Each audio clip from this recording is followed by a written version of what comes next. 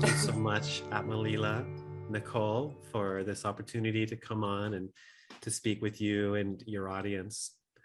And Yoga Nidra has been a practice that has, it, it keeps on revealing itself to you over time. In the beginning, it seems like such a simple, easy, innocuous kind of practice. And you might not think that there's much to it.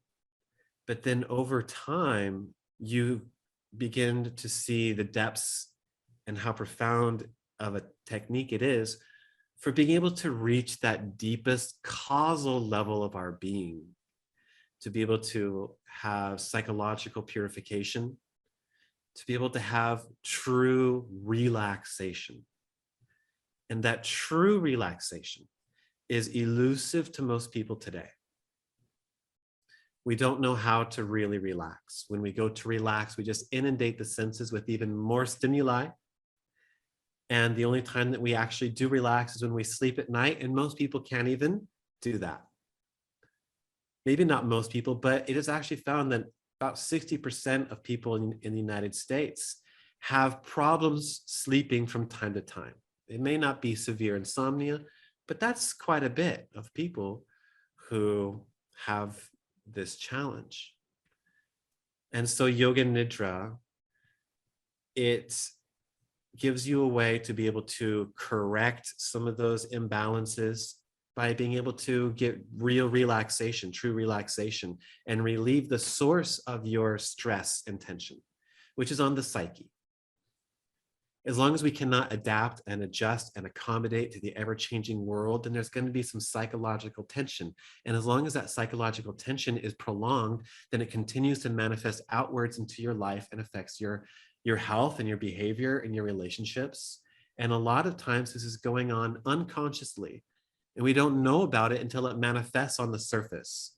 And then we go to the doctor, and then we go to the psychiatrist, and we get so many different remedies, which is actually in modern society, we're really treating we're not treating the source of the illness, we're treating the effect. And really, Yoga Nidra or any relaxation practice is really important for restoring health, because if you don't address the psychological causal level of the tension, of the illness, of the stress, then it's just going to continue coming back into your life like a weed. You want to get the root. And so Yoga Nidra helps us to be able to address that psychological tension and to be able to really experience that true relaxation. Mm-hmm. Which then also helps you to experience your own truth, your own true nature in that silence and stillness. So it's two-pronged. On the one hand, it is curative, and it is helping you to be able to overcome your limitations and challenges and difficulties and your greatest sufferings, those psychological sufferings. And it also helps you to be able to just experience stillness and silence. So you can just experience your own true nature. And that is what we mean by true relaxation, which is better than any movie or any beverage or any food or any events, even social events. Even better than that is just to experience your own true nature in that stillness and silence. Yeah. And can you tell a bit, because you've been to the Bihar school, and how was your experience there of the founder? Swami Satyananda.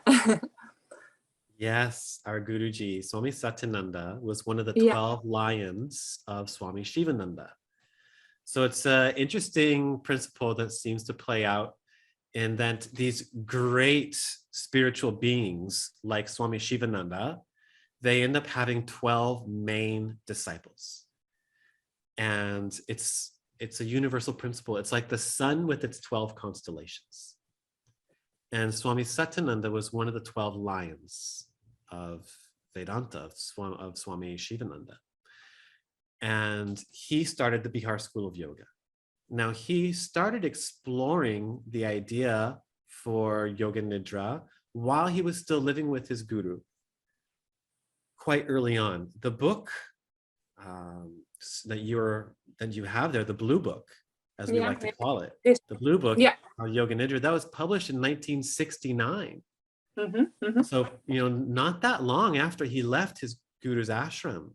It's one of his earlier books on Yoga Nidra. And he developed this technique. Actually, it was like a modernized version of a tantric practice called nyasa. And nyasa is consecration of your body using mantra, where you use mudra to place different mantras all over your body. And this divinizes and spiritualizes your body. Yoga Nidra was adapted from nyasa. And there's also from his own insights. Yoga Nidra as a term actually goes back a lot further into antiquity to refer to that in-between state, in between waking and dreaming, where you're awake, but you're not necessarily in the waking state. You're in between the states of mind. And that is described as Yoga Nidra in the ancient scriptures. However, what we call Yoga Nidra today, that was really developed, or you could say invented by Swami Satyananda, as published in his book in 1969. And I had the great good fortune of living in his ashram there in Rikiya, in the state of Jharkhand, very close to Bihar, close to a Jyotirlinga called Baba Baidyanath, one of the 12 Jyotir Shiva lingas in India, is very close near to his ashram. And I was there during the last couple years of his life. And I came for ashram life. I just came just to live with him, just to be there. And I didn't necessarily come for any course per se. I just came to just live in the ashram. But I took some courses while I was there. For example, I took a course on Pranavidya. And during that course, I was not only introduced to the practices of Pranavidya, but I was also taught Surya Namaskara and other Hatha Yoga techniques. I was taught Yoga Nidra. And I will be perfectly honest with you. I did not think much of Yoga Nidra the first time that it was introduced to me. I thought then, oh, this is probably a lesser technique. It's nothing like Kriya Yoga or Pranavidya. And it wasn't until I started to teach Yoga Nidra then I really started to learn what a powerful technique it is. And it was just by happenstance, is by accident that I started to teach. When I came home after my experience in the ashram, and I was very lucky to have been there while I was there, because Swami Satyananda left his body in my final month of staying there. So I was there between 2008 and 2009. Actually, January 2010 is when I left. Swami Satyananda took Mahasamadhi. He left his physical body on the night of December 5th, very early in the morning. And I have a picture of him here. Here's Swami Satyananda. As he looked later in his life when I was living there. When I was there for his last satsang. His last satsang was on yagya, on the importance of yagya, his last speech that he gave, in which he was telling us about how this fire ritual actually comes to us from the discovery of fire. When we human beings discovered fire, that was our first great spiritual awakening, where we realized we are something special. We've got something that no other animal has, this spiritual awakening. It is a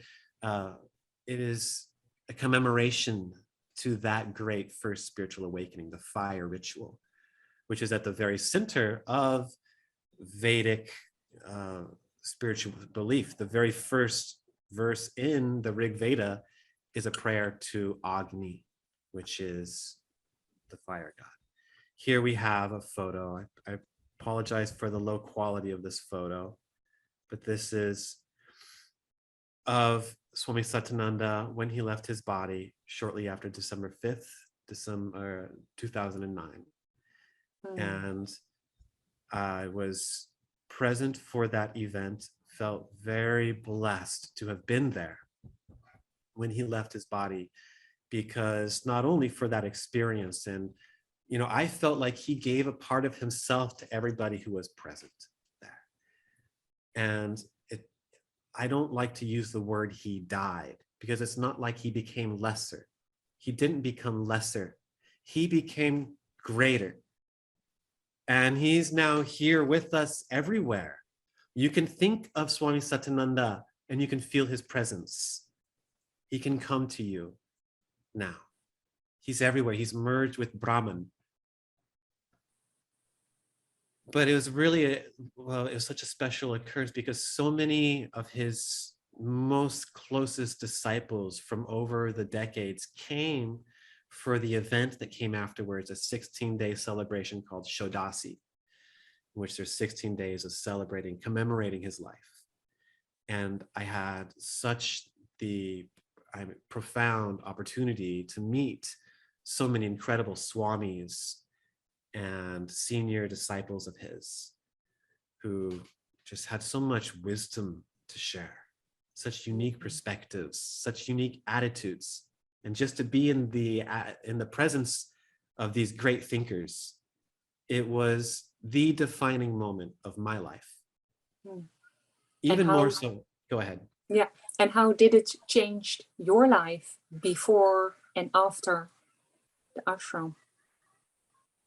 At that point, it becomes so much more of a personal experience. You ask yourself, why was I here for this? And it's such a huge event. It gives you this confidence that you feel like, well, I feel like now for me, yoga is my life. After initiation in 2006, when I first found my Siddha Guru and I was given Shaktipat, it changed my life overnight. And I can't imagine the person that I would be without yoga. And that's what made me start to travel through India. I've been to India a total of 6 different times and lived there for a total of probably around 2 years, 2.5 years or something like this. And being in the ashram for that event, it made me feel like I'm really now a part of that family. Like the Bihar School of Yoga is my family. Swami Niranjan is my initiator. He gave me Diksha. He is like my father, my mother, my best friend, my everything. And being there for that whole event, it made me feel even closer to them and to have the opportunity to glean from them how yogis live. And it's given me a certain fearlessness in my life going forward. As I've come back into the world, I feel like I can handle anything because I've seen how yogis live. And not just reading it in books or seeing it in documentaries, but living there with them and having them influence me has made me a little bit more like them. I'm not a yogi. Then you started Tripura and also Tripura Mandala. And yes. How did you, because you first started your YouTube, and why did you start it? What was your intention to start it? Yeah, thank you. There was a single intention behind it, and it was born there in the ashram at the same time.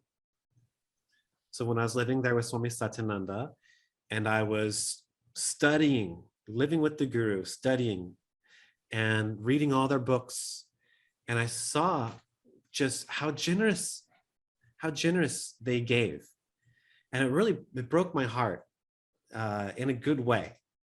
Because they just gave and gave and gave. They just lived their teachings of serve, love, give.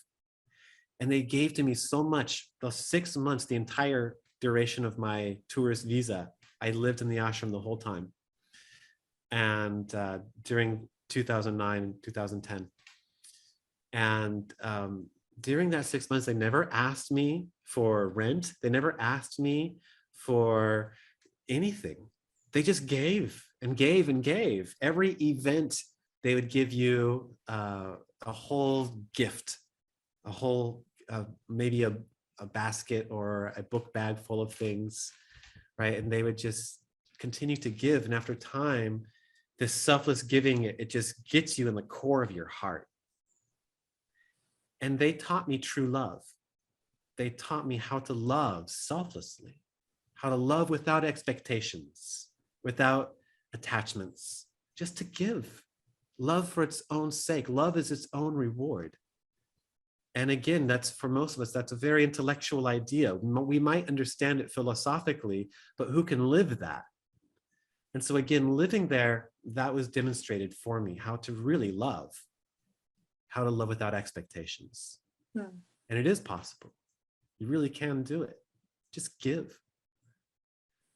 And so I saw them giving, and I was reading their books. I saw they were giving these scripts for these guided meditations, full scripts from start to finish, as if you could just read it out loud. And that's your meditation. And that's what I mean by generosity, is that they just gave everything there for you. You're not going to hold it back for you need to come and take a retreat, or you have to come and take a course, and then you can get the light experience. No, they gave you the script there in the book, all of it. So transparent. And that's another reason I really fell in love with Bihar School of Yoga. They've had people copycat them, even take their stuff and Xerox it and use it as their own. And they will not go and sue, because their attitude is that they're helping us in our sankalpa, which is to spread yoga from door to door, from shore to shore and door to door, was Swami Shivananda's sankalpa he gave to his 12 main disciples, was to spread yoga from shore to shore and door to door. And so they see everybody, even myself, is just helping them to achieve that sankalpa. I saw this and I said, how great would it be to make a resource of recording these scripts, these guided meditations, recording them, putting a voice to them, and then publishing them on a public platform like YouTube, so then anybody can use them and anybody can benefit from them. So now you have your practice aid with these incredible books, so full of knowledge. And I was doing it for myself already. I was just taking a voice recorder and recording from start to finish there in the ashram. And that's where the idea was born. I started to archive and make a catalog of these meditations so then I could use them. And then when I came home in early 2010, my friends and family, somebody would complain to me that they had insomnia and they couldn't sleep at night. And immediately the first thing that came to mind was 2 events in the ashram. Number 1, taking the Pranavidya course. And when we were led through Yoga Nidra, half of the class, probably not that much, but it would seem like that because certain people would be snoring, but half of the class was sleeping. And it was all they could do to stay awake. And certain people, they could not stay awake. They would always fall asleep every time. And so it became a discussion point. Then Yoga Nidra is actually a more advanced form of meditation if you're going to use it for meditation, because one of the biggest obstacles for meditation is to stay awake, is not to fall asleep. Even more so when you're lying down on your back in the pose that your mind recognizes and says, aha, this is sleepy time. Very difficult to stay awake.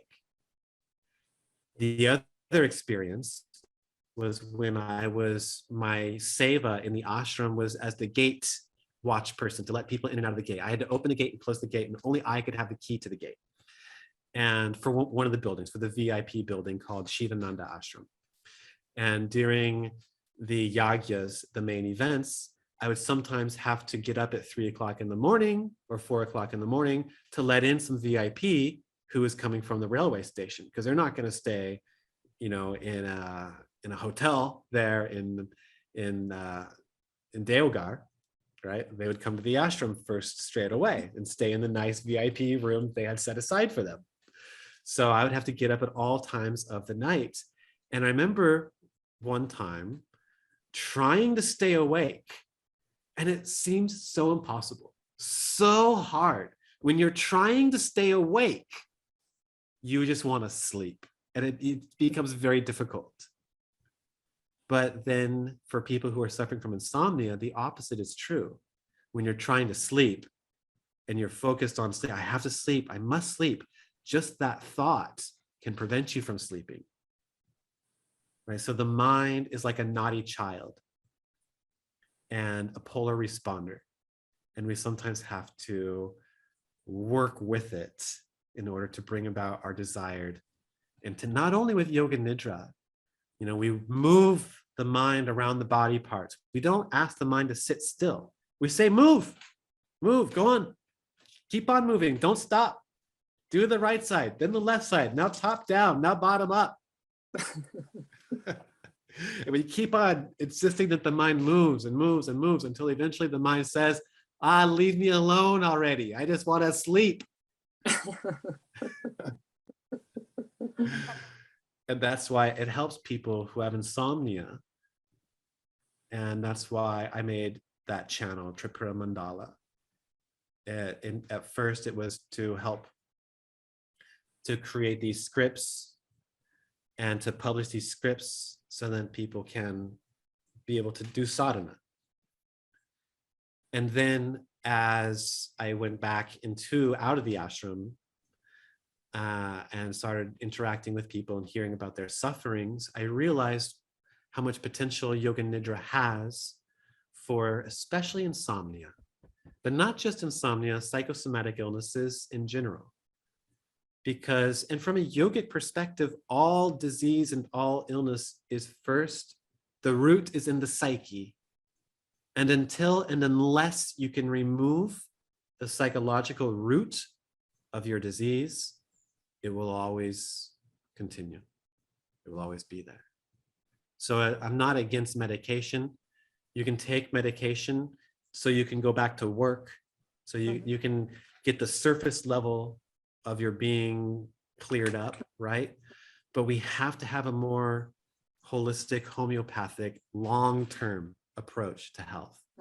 Mm-hmm. Allopathy or pharmaceutical medicine is good for short-term, surface level, but we have to have a homeopathic, holistic approach to health or the long term. And ultimately, yoga, well, I would say ultimately, meditation is the best form of medication. And if you cannot yet meditate, yoga nidra.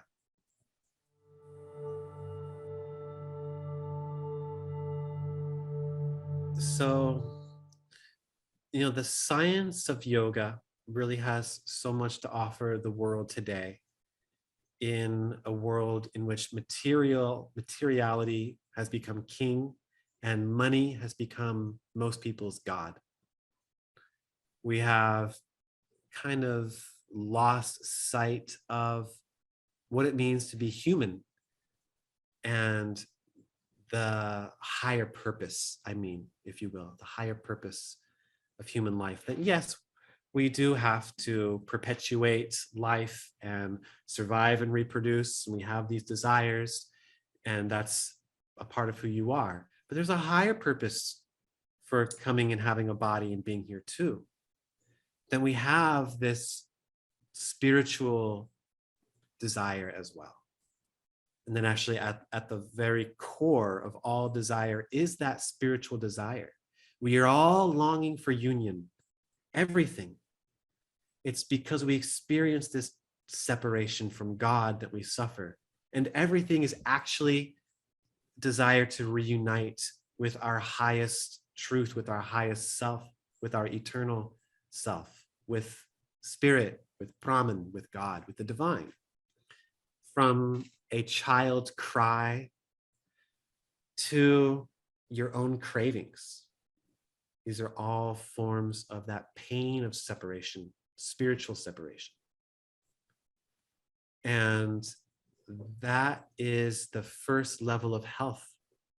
That's the very front line of health, is spiritual health.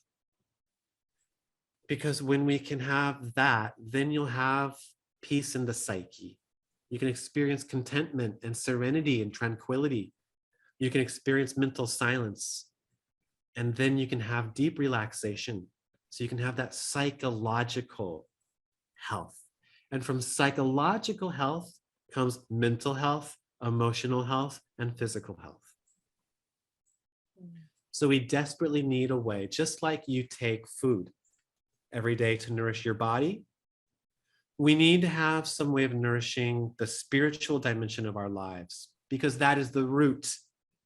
And you think then it's important to take water for your body, but if you want to give water to a tree, you don't pour it on the leaves and the flowers and the limbs and the trunk. You pour it on the dirt, which goes to the roots, right? It's the roots you want to nourish. So first and foremost, we have to nourish our body. First and foremost, we have to nourish our soul, and then the body and the gross, the subtle, and the causal levels of our being.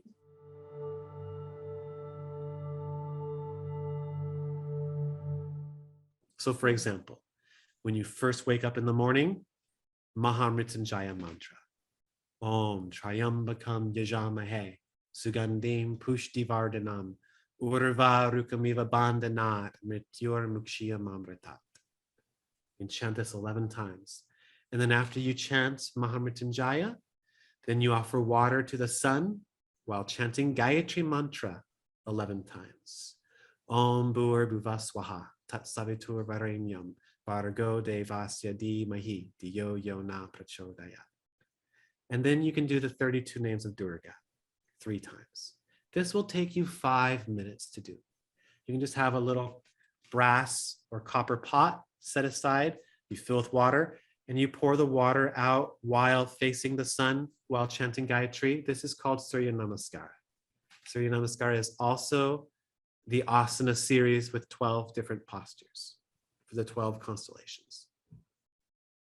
But it's also actually a Vedic practice of offering water to the sun while chanting Gayatri. And then there are 5 asanas which are most important that we can do. Tadasana, which is standing, reaching, putting your arms up. Tiryaka Tadasana, wider stance, and then you bend side to side. Surya Namaskara. And then after Surya Namaskara, we can do a twisting pose, such as Ardha Matsyendrasana, and then some kind of inverted pose, like a shoulder stand, or if you can, Sirshasana, headstand pose. Just these 5 asanas are fine enough.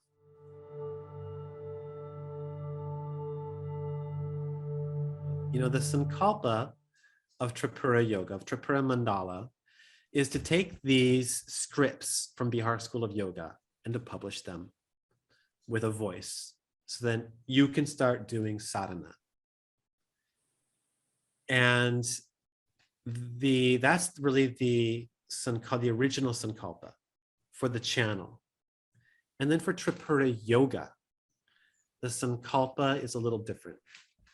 The sankalpa there is for a global spiritual awakening and a human renaissance to authentic ancient spiritual beliefs. So our Guruji, Swami Niranjan, has said that what is destined for mankind is to know that we are united. And all the problems we're going through right now on this planet, and I would say all the problems we have been going through for decades and centuries, it's not actually the problem. The problem isn't the problem. It's the way we react to it. It's the way we respond to it. And the biggest problem that we have as a people is that we are not united. When the common man and woman and child unites as one people on this earth, then we will achieve the greatness of humanity. Then we will have society. But until then, we are still living in the dark ages. Up until now, today, we are still living in the dark ages. And so to help facilitate that unity of mankind, of the common person, mankind, is the ultimate sankalpa of Tripura Yoga. And everything that we're doing is ultimately meant to achieve that. So in the future, we will be doing more retreats and even eventually festivals and things like this.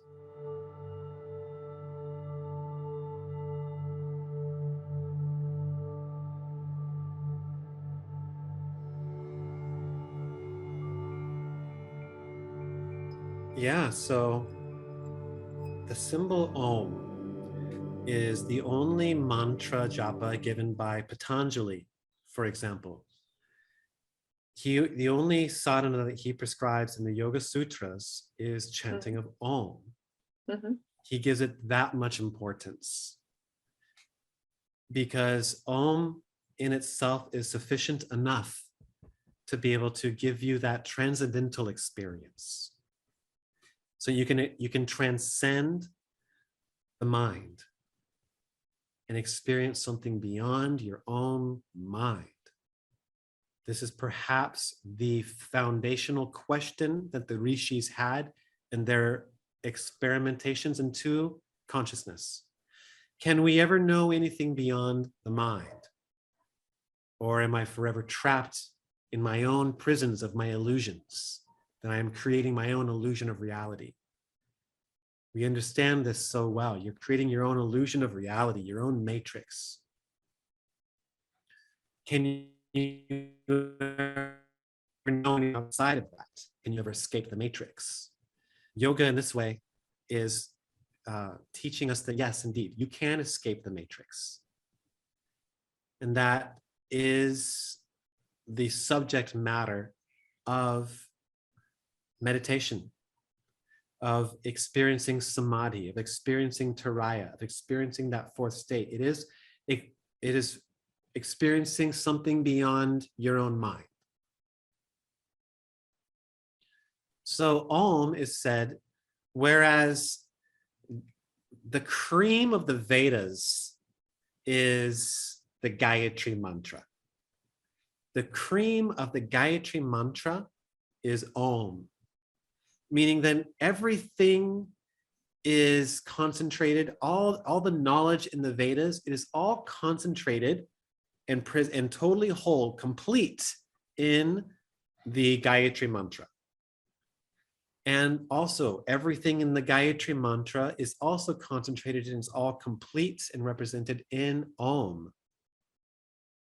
Now, furthermore, we can say that the essence of the Vedas is described in the Upanishads. And the essence of the Upanishads is the Mandukya Upanishad. The Mandukya Upanishad is sufficient alone for understanding this whole science of yoga. Because it is describing for you, it is not only describing for you the map, but it's also the process of sadhana, from beginner to intermediate to advanced to realized. Om is also displaying that as well. It is encapsulating the philosophy, and it is showing you a map of the practice, all in one. That is how great Om is. And for anybody who wants to really understand Om and the essence of Vedanta and yoga, these three states of mind, the three worlds, the three dimensions, the three lokas, you hear this terminology again and again and again in Sanskrit literature and in yogic theory, the three worlds. If you really want to understand this idea, spend some time studying the Mandukya Upanishad. It's only 12 verses or mantras. And it's describing Om. So here, I'll share this slide. Yeah. And the Gayatri is also the root. It's also the Muladhara. So it's also the start, I think. Eh? Yes. So Gayatri is a prayer to Savitri, to the sun god. And it is requesting Savitri, the sun god, not only to protect, but also to illumine the intellect, to enlighten. It's a prayer to the sun god to enlighten us by illumining the intellect. And in particular, it is Buddhi that it's speaking to. D, yo, yo, na. D, the D is Buddhi. And so it is a prayer to the sun god to enlighten our intellect. What is it that needs to become enlightened? Is it the body? Is it the emotions? Is it the ego? It's the intellect, is Buddhi that becomes enlightened.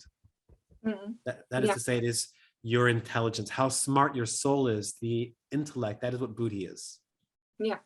And they actually say that it's, the AUM is present, future, and past. Eh? So it's all in one.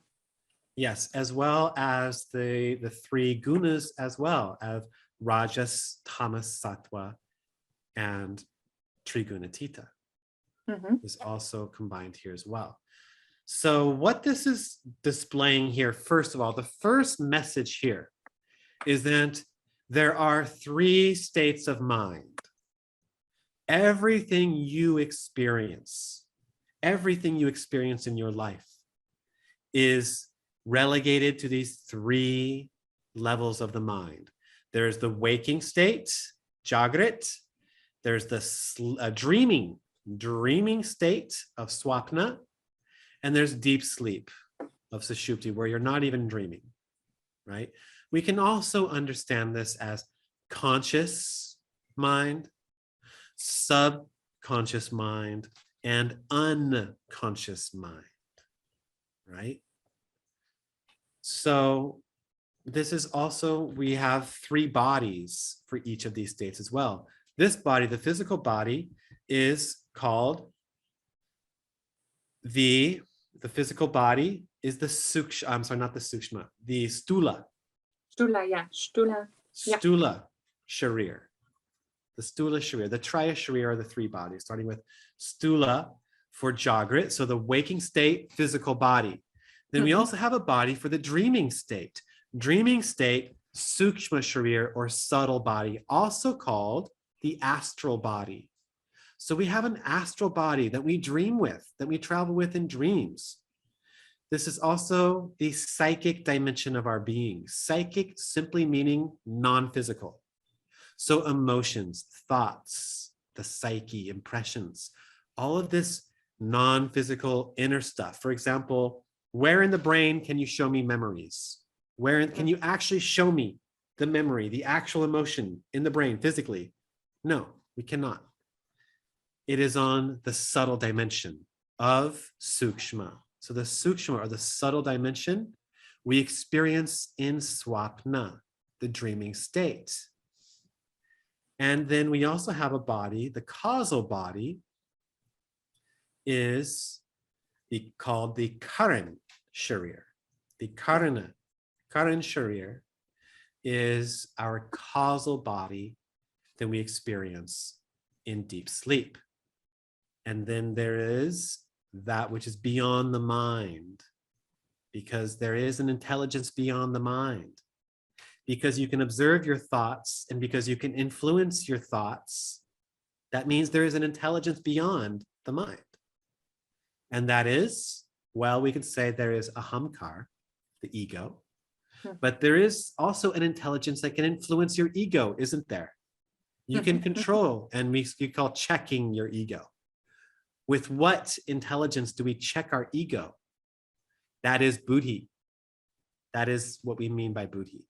That is the intelligence of the soul. How smart is your soul? How are you exercising free will?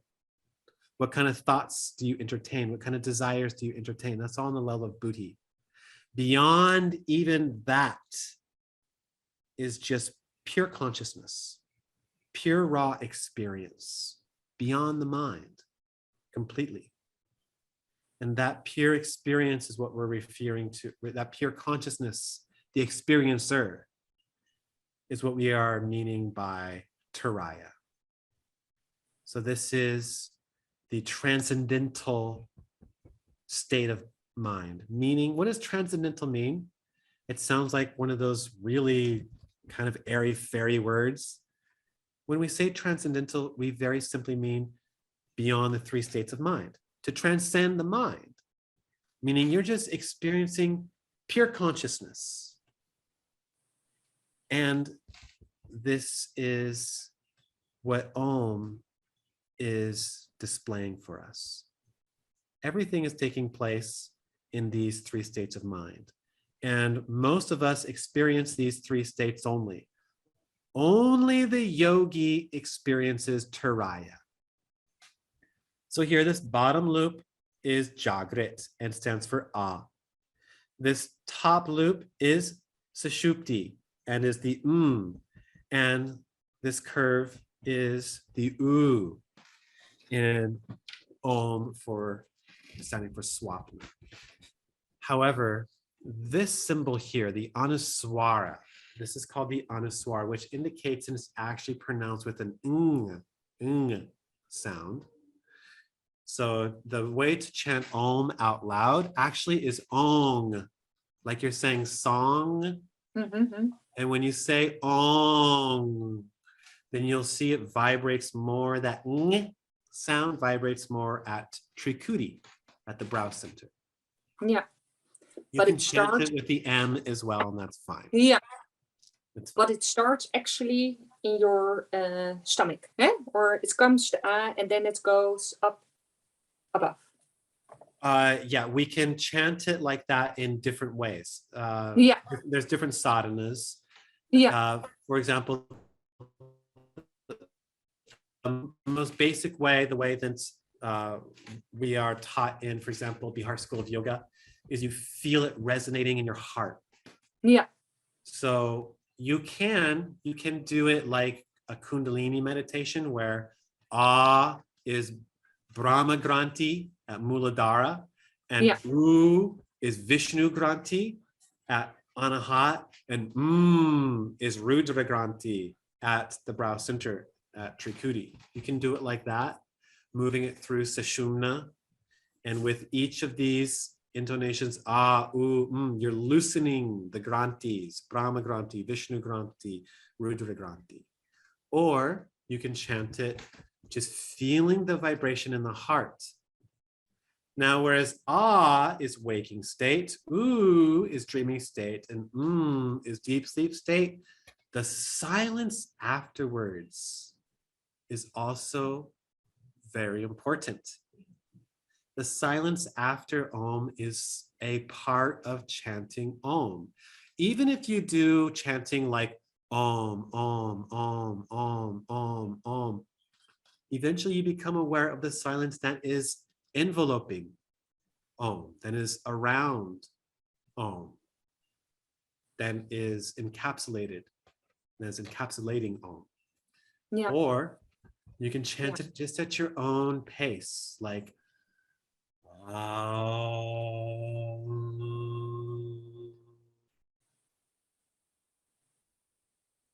and then be silent and listen. Allow your awareness to expand. And you perceive that mental silence. And within mental silence, you're going into Turiya. The secret of the fourth state, Turiya, is it is the first state, jagrat, plus the third state of sushupti. 1 + 3 = 4. That is to say that you stay awake in the deep sleep state. This is why, again, it's so difficult to stay awake in meditation, because you have to go from swapna into sushupti while you are still awake. And when you are awake in sushupti, that is Turiya. Yeah. And in the process of Yoga Nidra, you start with the waking state, and then you first going to relax your body. And so you're also going here it's not described as brain waves, but actually, if you see brain waves, Yeah, you could. Yeah, you can also see, you can't see it there, but it's actually also vibration. So it's also in your mind.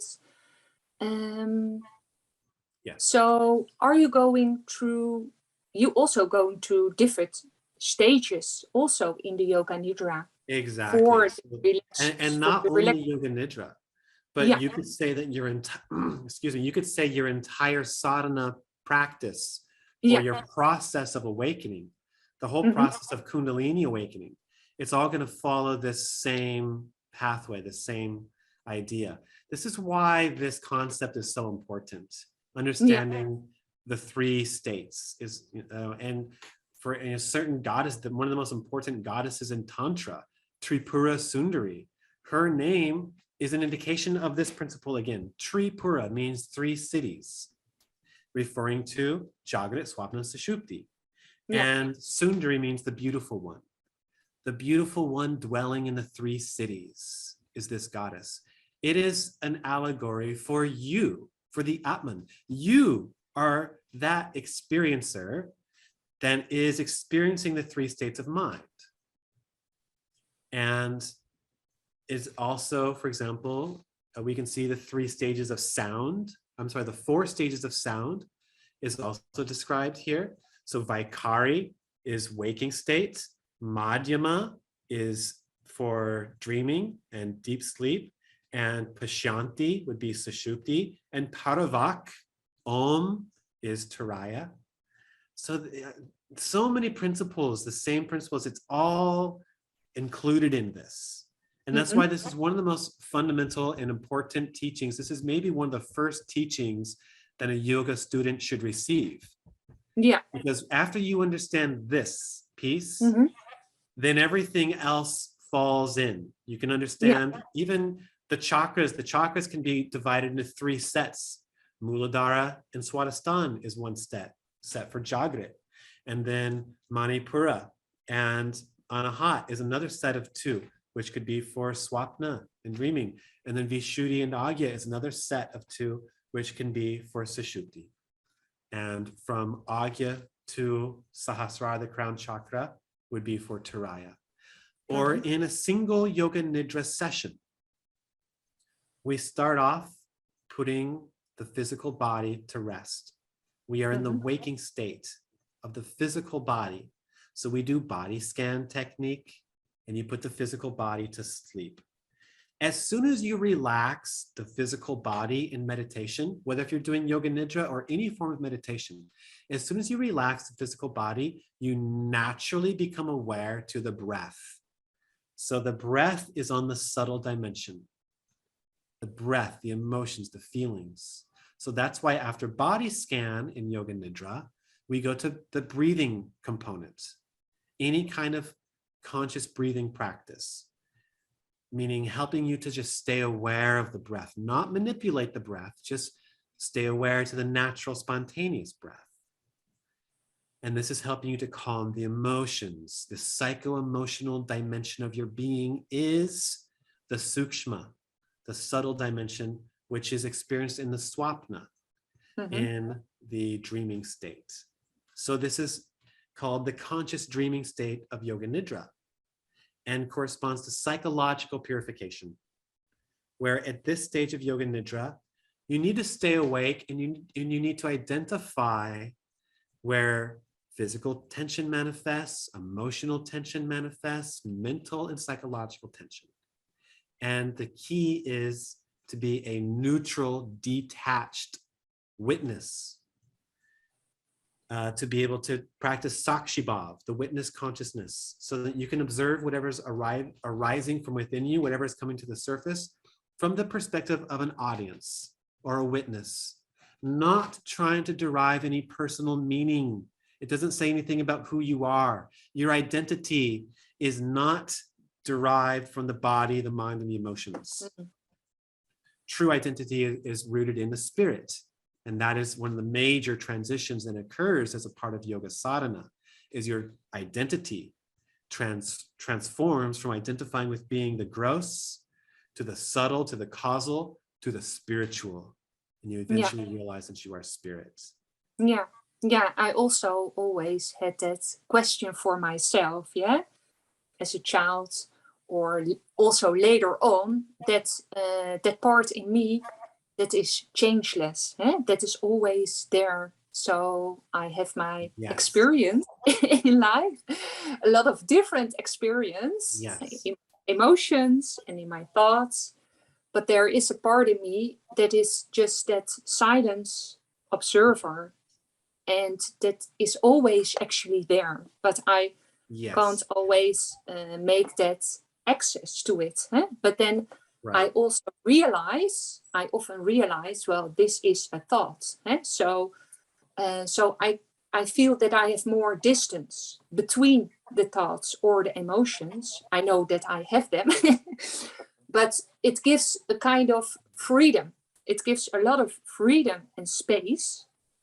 And I'm also so thankful that you learn people or students how they can have access, because it's also a training, and I realize it, but it's also a training that every day I have to realize it, in every experience, because I and you and everybody gets experience in their life, and they're good experience, but there are sometimes also difficult experience. Yeah, that's right.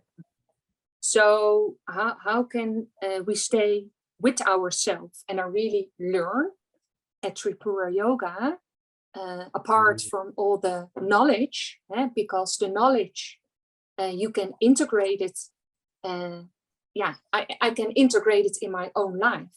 Yeah, so because knowledge is one, but how to give it in your day-to-day life, access. How can you get access in your day-to-day life? And for me, the AUM, the mantra AUM, only to make contact to that in my heart, I already have a lot. Yeah. That's great. That's a wonderful, I really love what you said about, there's a part of you that's always been you your whole life, that seamless inner experiencer that's always been you. Even though every cell in your body has changed, they say every 7 to 12 years, every cell is rejuvenated. Even though your beliefs have changed, your thoughts have changed, your mind, I change my mind all the time. And even our identity changes. If you think about, who you thought you were when you were 14 years old versus when you were 21 versus today, our identity even changes. Yeah. So there is physical change, there's emotional change, there's mental and psychological change, but there's that part of you, that inner experiencer that has always been you. And that's the real you. Yeah. There's been that seamless inner experience of you being you your whole life. At no time did you feel like you were in a new body. At no time did you feel like you were in a new mind. But yet these things have completely transformed while you have remained you. So and we are always that. That is our truth. When we say true relaxation, what we mean by that is you're experiencing your true nature. Everything else, sure, watching your favorite series can be relaxing. Having a chocolate or something, or some mango lassi, can be relaxing. But true relaxation means to experience your own true nature. Yeah.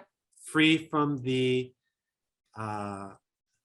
distortions and ramblings of the ego mind.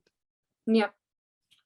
So to be able to help people to first become aware to your truth, because you're already that, and you're already living your truth. You already have a core spiritual purpose, a life purpose, a mula sankalpa. And you're already on a soul level, you already know what your soul purpose is. And you and everybody else listening to this, you're already walking it. You are already walking your soul path. But there's this process of becoming aware of it. And then after you're aware of it, becoming established in that awareness. So all these practices, everything, there's a few recurring themes in Tripura Yoga. No matter if we're talking about Yoga Nidra, or if we're talking about Antarmona or Kriya Yoga, or what, if we, even some of the more abstract and esoteric courses on Akashic records or astral travel, there's a few core messages that keep on coming back again and again and again. And I'd say the main one would be Sakshi Bhav, witness, the attitude of a witness. Because Sakshi Bhav, it means the attitude of a witness. It means awareness is neutral. That higher awareness beyond the mind of pure consciousness on that soul level, it's neutral. If you're judging yourself or overanalyze or criticizing yourself, that's not higher awareness. That is the mind judging the mind. So Sakshi Bhav is higher. I define Sakshi Bhav actually as higher awareness, because there's nothing really to attain. We're talking about experiencing your true nature beyond the mind. Just being able to experience. And the beautiful thing about that, and the reason it's a spiritual experience, is because that inner experiencer that's always been you your whole life, what we become aware of when we're practicing Sakshi Bhav, that inner you, it's not dependent on the body. It's not dependent on the emotions. It's not dependent on the mind. It's not dependent on your identity. In other words, it's identical in you as it is in me. That experiencer, and that's what we really are. The Atman, pure consciousness, pure experience. It has no gender. It has no race. It has no nationality. It has no political agendas. It is just you and me in our purest essence, stripped of all of the outer levels of the ego.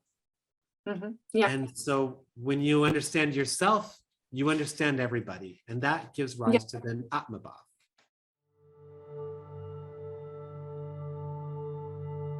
Right, all these practices of yoga, it's the bridge.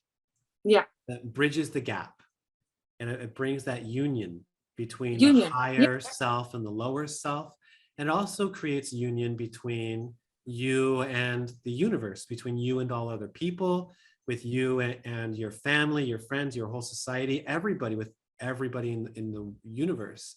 Because when you recognize, and I really like that term recognize, more than realization, I like the term self-recognition, because it's already there and you just recognize, oh, it's me.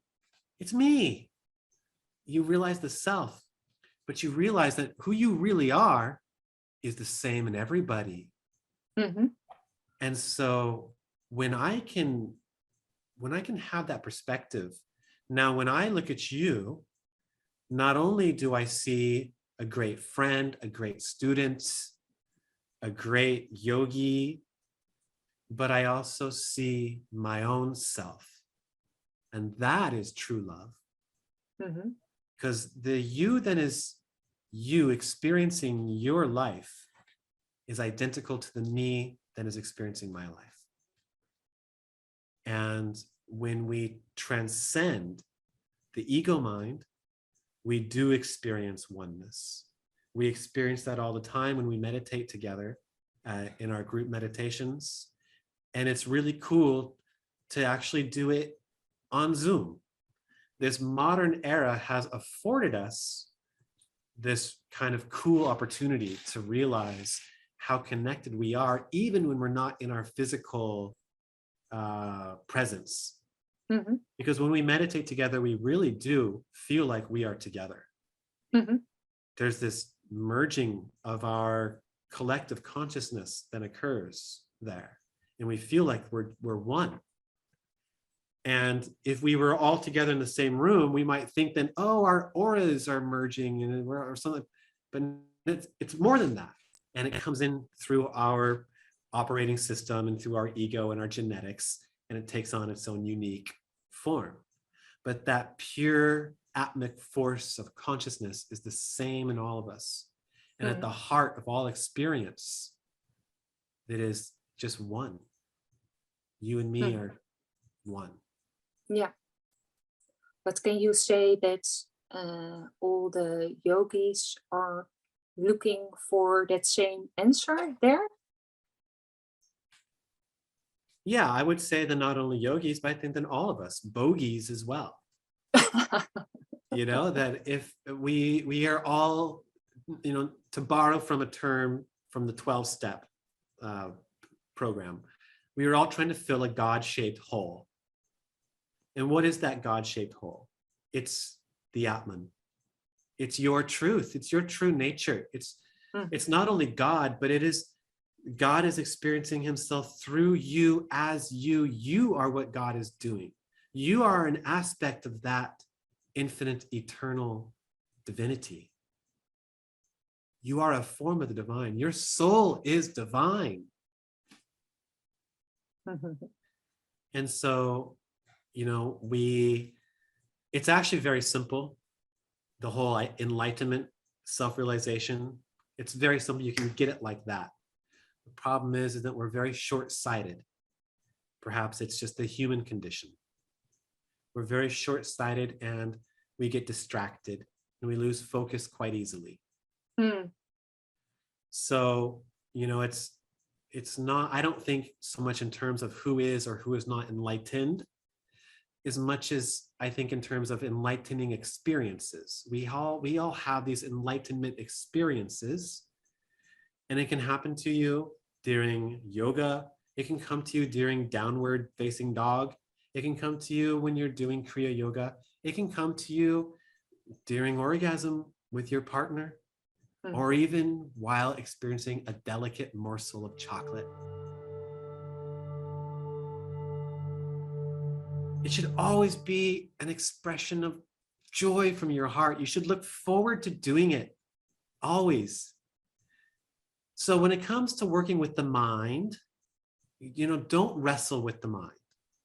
Don't fight against it, but rather partner with your mind. And, you know, partner with your mind to look forward to doing your yoga.